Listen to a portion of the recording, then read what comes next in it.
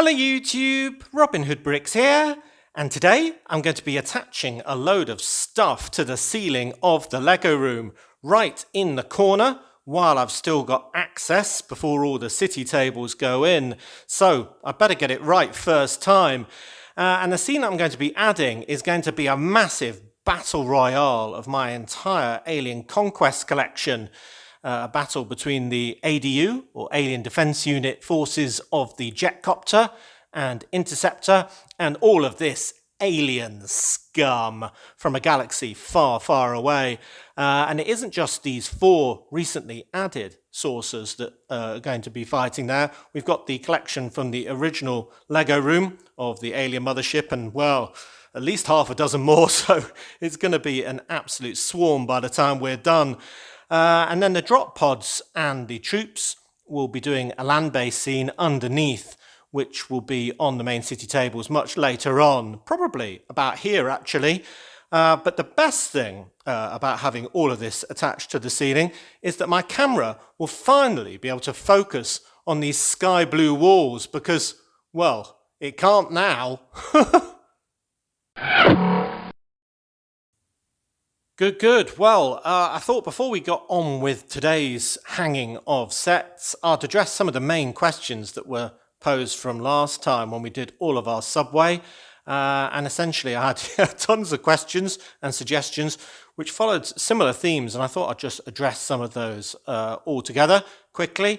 The first one was, why not have this return leg here along this edge of the table so we could also see it in profile along one of the edges of the standing hole? Well, the standing hole tables are going to go right up to about here, if not slightly further. They're going to be very deep indeed. So essentially, whether it's on the near side or the far side, you won't see it anyway. And also, it will be underneath some water. And if the top of the train is only clearing the surface of the water by a very small margin, it'll look a bit funny if you ask me. So yeah, I'm just going to bury it and have it unseen. A second idea was having 2 tracks through each station, basically one for the to leg and another one for the fro leg. And obviously I could use my switches to basically send it through one direction or another on the 2 parallel tracks. Well, the thing about this is that the above level is going to come up to, well, exactly here on this station and a similar sort of distance on the other ones. So by the time I've got a nice platform with some scenes on, a track, another platform, another track, the back wall is going to be so far buried underneath this table, it's going to be really, really hard to see, and it's very bright at the moment. And that's why I've done it like this with this cutoff. What I imagine is that second track is there, but it's kind of here, and the guillotine that is the standing holes has just chopped it off before we get there.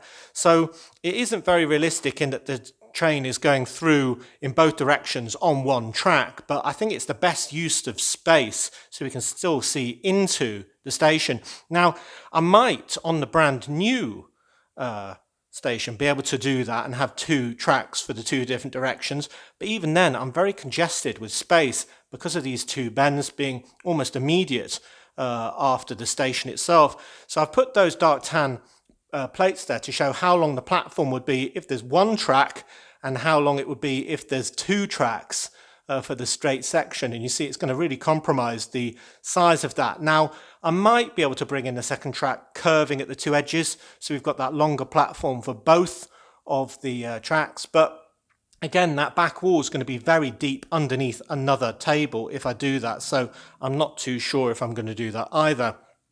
Another thing that kept coming up was more interaction between the levels, like having the track actually elevating up and becoming part of the ground level before going back down. I think that's going to use too much space, but what I am planning to do is have some kind of vents in the top level so you can see the train whizzing by underneath. That's the plan anyway. That was actually in the plan for the original city, but it just never aligned, or I just didn't have enough room.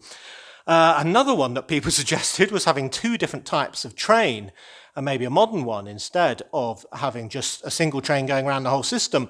But I think the really fun thing is that this little train, the train that could, kind of goes through all of the stations one after the other. And really links them all together. If I had one just sort of doing a loop round here servicing that station and a different one circling around these 2, I think it'd be a lot more boring.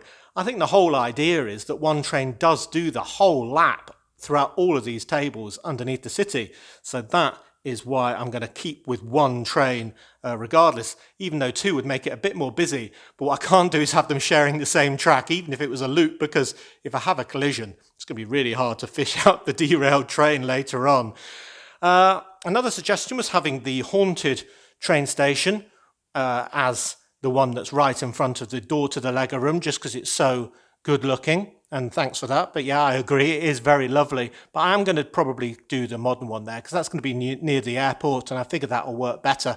Though I do hope this will be a lot more visible if I don't cover up quite as much of it, though I'm not sure that's going to be possible still, though the table above will be slightly higher than it was before, so hopefully that will help. And then I was asked by a few people whether I was going to have a full station underneath the main railway station. Well, the main railway station is going to be right in the middle of the room, and essentially that is where I'm going to be crawling in to either one standing hole or to the other. So I can't have a subway station in this whole area, because if I do, well, I just won't be able to get in, because basically that is too low for a big chap like myself to get under very easily. The extra sort of few inches make all the difference. So no, there won't be more subway in this section, but having 3 full stations I think is probably enough. And by having a 4th and a 5th and a 6th station, you're not really doing anything new, you're just having more of the same idea. So that's why I'm not going to be using areas like this for another station, because I could use it for an underground base or something like that. So that's why this loop tucks in a bit here rather than going along this edge so we could see some train moving. I want it for different ideas rather than more of the same. Now, the idea that I came up with was also endorsed with a few comments of moving some of the flexi track and having it in the stations, because it creates a nice clickety-clack noise. And obviously I'll remove those coloured tiles from it at a later date, but that is what's in there at the moment. And if I just turn on our train and have it flying through, I think you'll agree it's good. It's a good idea. Do you hear that nice? It's like sort of crunching on gravel, wasn't it? So we'll wait for it to come around again a second time. Not too fast so we don't lose it on that corner. So you can see there's a little bit coming up. See, that's nice and noisy, isn't it? So imagine it was on that station there. Noisy again. And then, yeah, you see, I think that is suitably noisy in a station. So I think I'm going to be doing that. And by the time I've got rid of those blue tiles and put on some dark grey ones, I really don't think you'll notice the difference. So yeah, that is going to be a great addition. But no bedoing, because, well, I came up with that idea. Right, on to the Alien Conquest. Okay, so there's the existing swarm with some jets flying away from them, scaredy cats. And there's what, 1, 2, 3, 4, 5, 6, 7, 8 craft. Yeah, so we'll add that to the 4 down below and we'll have quite a load. They're attached to the ceiling mainly using command strip hooks and some wall attachments for the mothership, though I think I'll be doing that differently this time. I love that robotic claw coming out the bottom to grab somebody and the massive gun on the top, which I added. Yeah, that looks absolutely great.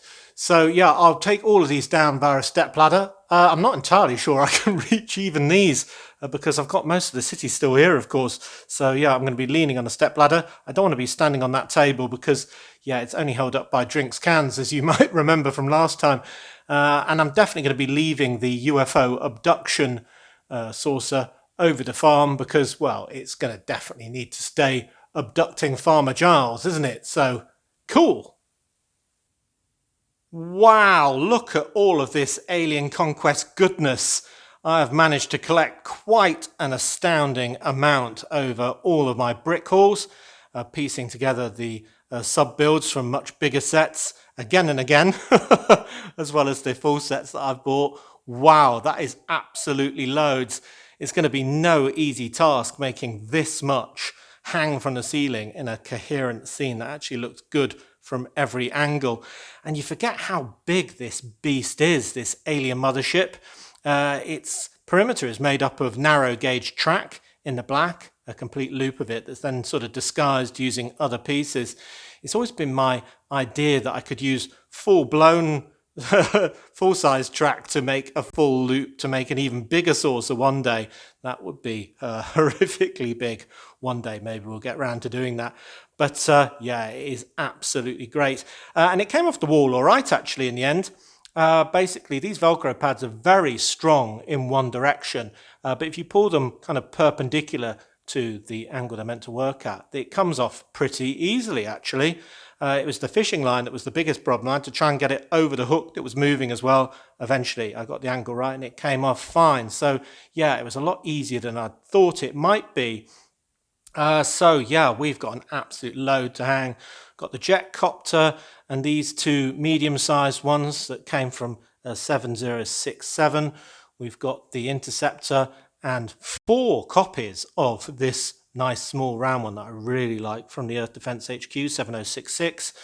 We've got 2 of the tripod Invader, just the top section without all the legs, of course, 7051, which I've modified so we keep the ball cannon, because the ball cannon is sort of part of the tripod legs, and they have the pod on the back so you can capture a human who is put into a sleeping state, and I've got one in there, and I've got a second sleeping man to go in the second one. So the important thing about hanging those ones is I really want that to be very visible, those minifigures sleeping. Then we've got these 3 tiny ones, which are from the 7049 Alien Striker set, and then of course the Alien Mothership 7065 are modified to have 3 men on the inside, or 3 aliens anyway, including the Series 8 Alien Villainess there at the back. Absolutely fantastic, modified with a much bigger gun, of course, instead of the carrying handle. And one thing I've done this time to modify that just a little bit further is actually take out the sound brick. Now, I probably shouldn't have left it in there, definitely not with batteries in, because they were starting to corrode and go bad, but yeah, taking it down, I've rescued it just in time, and I've got some more, which are these ones, which I was trying to rescue another sound brick with in the past, and I've swapped them out, so now I can use that sound brick maybe as part of our ground scene to make the appropriate alien noises from that original set, because given that you can't spin this, because usually it'd be the action of this central section spinning against the outer section that would make that noise. Once it's hanging, it won't be able to do that, so yeah, I'll rescue it and use it for something better. And, well, yeah, I'm glad I did. So, yeah, how are we going to hang all this stuff? Well, what I've got, instead of using Velcro sticky pads on walls, because we've got blue walls now, not white ones, I figured I'd hang everything, first of all, from the ceiling. And I'm going to do it a bit more permanently, or at least robustly, using these eye hooks. Now, they're silver, and therefore not very good. So what I've done is stuck loads into cardboard to give them a bit of a spray paint with undercoat and then some white on top. And before I did that, you might see that there's a tiny, tiny gap in the eye hook for me to get some fishing line in. You can see very easily on that one little gap there. I just prized it apart using the nose of some pliers just so I can feed the string on much more easily. And then when it comes to the string, in the past I've used this very thick, well, relatively speaking, 4mm nylon yarn, which is very strong indeed and is really good for the wide-body jets and so on. But what I've also got more recently is this nylon thread, and it is 0.15mm wide, which is absolutely crazy thin. And it says on there that it can hold approximately 0.9 of a kilogram. So we might be testing that today, because I've weighed the mothership and it is 620 grams. So technically that whole thing can hang off one of these little threads, and it is so thin you can barely see it. I'm probably going to do at least 2. Well, I'll need to, otherwise it'll flap around like crazy and be unstable.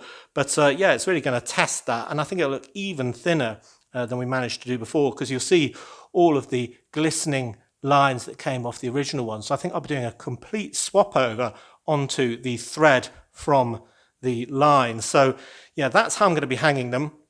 So I don't want to be making too many errant holes in my ceiling when I twist these into it.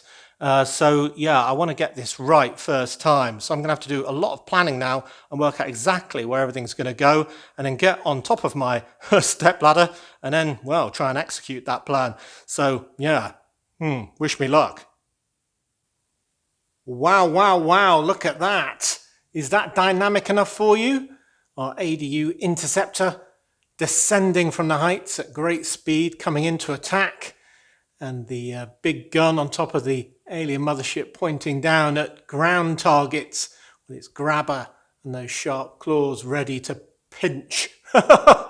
Well, I'd like to say that these first two have been easy and it's been really quick to put up, but I'd be lying if I did, because it's been an absolute pain. It is so hard using this thread because it is completely invisible. I bet you can't see any of them hanging there. You might be able to see the near side one against the blue there, but well, it's pretty hard going. It is so much thinner than the original fishing line. And, you know, it's quite hard hanging something that you can't even see. There isn't direct light in this corner, and I'm just doing it completely by feel, effectively. Well, the good news is you can't really see the hooks either. If I zoom in, you can probably see 1, 2, 3 when we're a bit closer up, if it will focus. And there's one above here, right against the top of the wall there. But when we pull back, those white hooks really blend into the background. And for the tiny flecks of paint that have come off when I put those in, I might even touch that up so it looks even better. But there is our scene. And the only way I've been able to do this is just through trial and error, really. Hanging 2 and then seeing that it's tipping all over the place, adding a 3rd, then maybe making that one a little bit shorter, that one a bit longer, whatever, until I get it right, which means I'm up and down. Well, I was going to say a step ladder, but I'm not using the step ladder I used to use in the old Lego room because this ceiling's a little bit less high, actually, so that's probably too high now. So I've just been using Mrs. Hood's aerobic step. Very useful indeed, because I'm quite tall to reach that otherwise, but it just means I've got my hands above my head a lot, and it is hard work and, well, sore on the back. But yeah, even though these two have taken ages to do, I think they're looking pretty good as well. So I'm happy with that. Right, I'm going to take a break, and then afterwards I can try and do the helicopter, probably from the other side and lower down, and start to think where I'm going to put all of the rest of these bad boys. Whew, lots to do. Ho ho, now you're talking. Look at that jet copter. That looks absolutely great. And the scene is expanding. They're getting a bit easier now, but you've still got to find the balance point of each of these craft before being able to hang them. Otherwise it will tip horrendously forward or back. And that's looking absolutely great and very dynamic again, if you ask me. Now, I was thinking of having these two ADU craft coming from the same direction, like they were just arriving on the scene.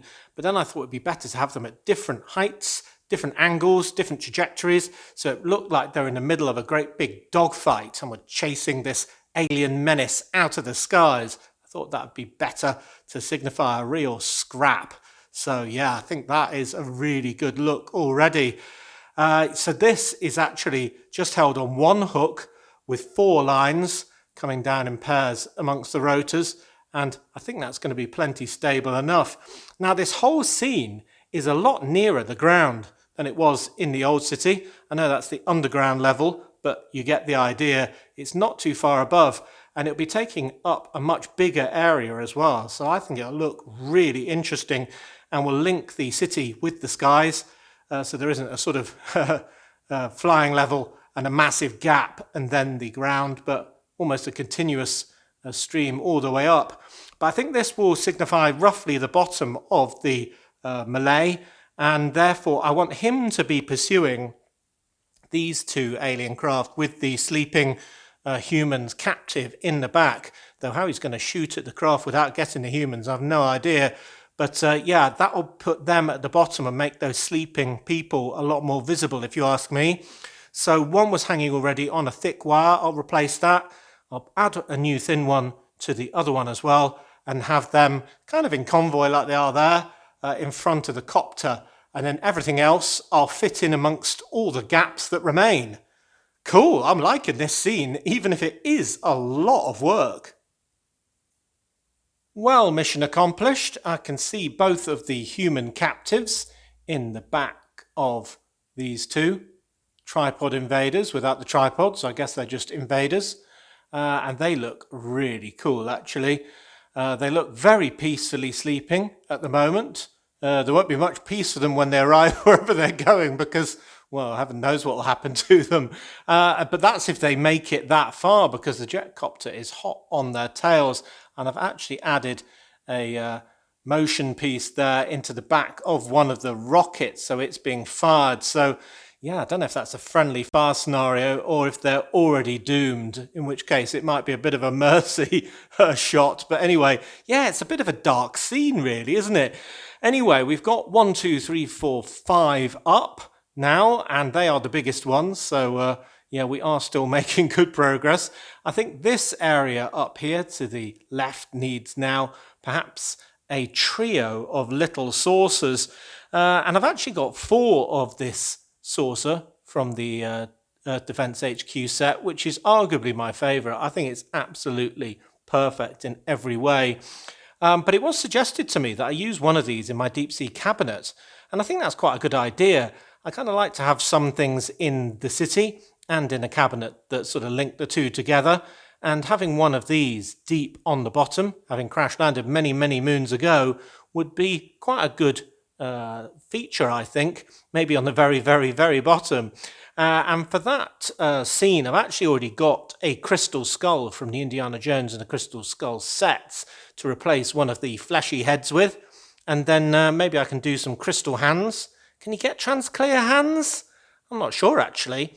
Or maybe no hands, maybe they've just rotted away in the cockpit there. Then, why not incorporate that into that build instead? So, yeah, I think I'm going to save this one on the left, also because it's missing a little wing piece that's the only piece that's outstanding on a Bricklink order that should be winging its way to me. So I think I'm going to do 1, 2, 3 up to the top left there of the mothership, and I'll have them kind of in a staggered row, like they're in formation, coming in to sort out that jet copter. Cool! All right, well, on to day 2 of hanging these blasted things. And I've got my trio of little dishes, which look absolutely amazing. I had to do them twice because, well, the difference I put in the length of the string for each pair wasn't enough, basically. And they're a bit too flat and similar. So now I've got them much different, kind of following each other on a downward trajectory, probably shooting at some ground targets, I'd imagine. And they kind of, in a way, look like the 3 ducks flying up a wall, if you remember that old sort of ornament from the 70s. My auntie had one of those. Not ironically either. Anyway, then we have the 3 tiny ones added in a similar way to the setup I had before in the old Lego room, just hanging off the front rim of the mothership. But given those cables are so thin now, you really can't see them, and getting the balance point for those is quite difficult. So yeah, they are absolutely perfect, actually. And to give it a bit of 3D perspective when I move around like this, I like that a great deal. So we are nearly there. We have 2 more to do. Now I could hang these now, but they're on the thicker cables, and yeah, I don't want them to be visible, so I'm going to replace them. And I think I'll continue that sort of 3D look by putting them slightly further back, because I think the 3 on the left, the copter, these 2, and the one on the right there are all in a plane to a degree, sort of a similar distance away from the corner. So I think I'm going to have those last 2 tucked right into the corner behind everything else to give it a real depth, like they're coming out of the distance towards us sort of thing. I think that will add to the scene a great deal. Yes, but it is very dynamic and quite a lot. Maybe I've spaced them out a bit too much. You'll have to tell me what you think. It definitely looks really good from further away, and it looks good from different angles in the room, because obviously we can look at it from over here, where it really does look like 3 ducks on the wall on the left there, or we can look at it from over here, and then they're all zooming towards us. Yeah, I think it's pretty good. I did also fish out the crystal skull for the dead alien. It turns out they don't have transclear hands, so we'll just have no hands in there. And you know what? It's not as visible as I thought it might be. It's sort of hard to see the joke. I mean, maybe we could do it without the dome. Maybe that would have sort of perished over the years or something like that. But then, is that going to look good in my deep sea cabinet? Maybe that's not a great idea. Maybe I should add this somewhere else in the city, perhaps attached to a building much lower down, harassing the minifigures who are going about their daily lives. So yeah, it's certainly not too late to add that later on when I've got that final wing piece for the side thing there. Anyway, yeah, all going well.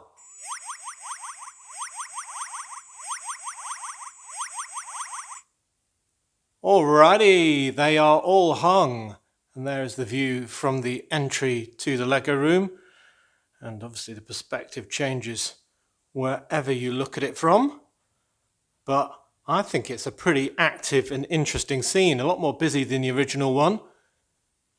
Very nice indeed. And you can see, I'm really happy with the last two. You can see how the perspective changes with those two at the back. It gives it a lot more depth because everything in the foreground moves kind of at the same speed, if you see what I mean. Yeah, whereas they stay in the same place. That is really good. So those are probably the least interesting fighters, but having two of them at a banked angle makes the scene even more complete. Yes, very busy. You know, it could even take more. It's encouraging me to collect even more Alien Conquest. Well, yeah, that is really good. So I ended up hanging those off the back of the mothership, which was very hard to attach, but on those very narrow bits of thread, you can't really see anything of their hanging method at all. Sometimes the light glints off one of them, but it is miles better than it was before. I think if I used the fishing line here with this many craft, it'd look like an absolute piece of netting. It kind of is when you're trying to hang one and you keep touching the ropes of another. You end up making them swing like they're on a child's mobile. And with that in mind, I actually added a second hook for the jet copter because basically it was swinging a bit too much. So giving it two hooks means that it's a lot more stable now. But you can't see the hooks at all from any distance, really. I've touched up the paintwork on the ceiling just where I caused some damage putting in those screw hooks, and it is absolutely impossible to tell now. So yeah, I really like that. That perspective is really good with things moving faster in the foreground than in the background. I like it a lot. So that took a lot longer than I thought it was going to take, but I think the result is well worth it. Do tell me if you think I can improve it any more. Do also tell me if you think I should continue collecting the Alien Conquest ones and adding it to it. I could make one of my own, I suppose, but I really just like the original sets. It's quite fun collecting them sometimes.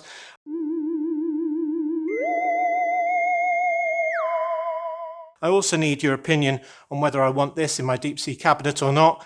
I think with that clear head, it's not very clear what's going on, so I may end up hanging that or having it, like I said, much lower down over a building or something like that, causing some terror. Yes, but I'm happy with that. The jet copter alone is huge and a really nice thing to have hanging around.